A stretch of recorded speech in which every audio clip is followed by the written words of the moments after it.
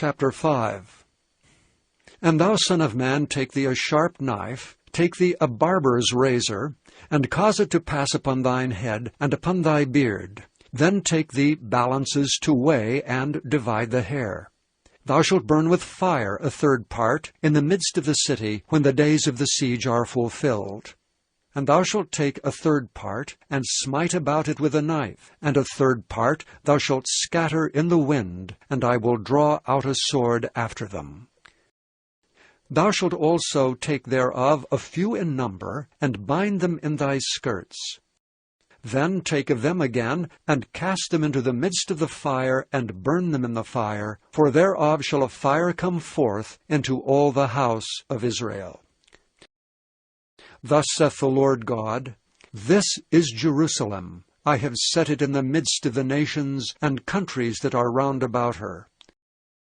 And she hath changed my judgments into wickedness, more than the nations, and my statutes more than the countries that are round about her. For they have refused my judgments and my statutes, they have not walked in them.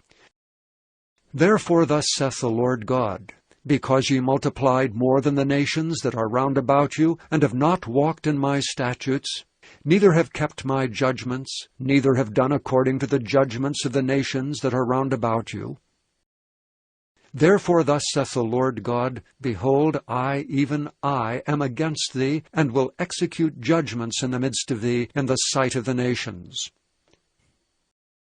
And I will do in thee that which I have not done, and whereunto I will not do any more the like, because of all thine abominations. Therefore the fathers shall eat the sons in the midst of thee, and the sons shall eat their fathers, and I will execute judgments in thee, and the whole remnant of thee will I scatter into all the winds.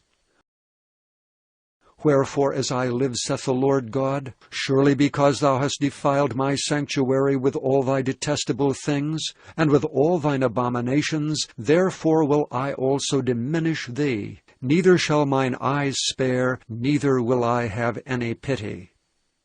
A third part of thee shall die with a pestilence, and with famine shall they be consumed in the midst of thee. And a third part shall fall by the sword round about thee, and I will scatter a third part into all the winds, and I will draw out a sword after them. Thus shall mine anger be accomplished, and I will cause my fury to rest upon them, and I will be comforted. And they shall know that I, the Lord, have spoken it in my zeal, when I have accomplished my fury in them. Moreover, I will make thee waste, and a reproach among the nations that are round about thee, in the sight of all that pass by. So it shall be a reproach, and a taunt, an instruction, and an astonishment unto the nations that are round about thee, when I shall execute judgments in thee in anger, and in fury, and in furious rebukes.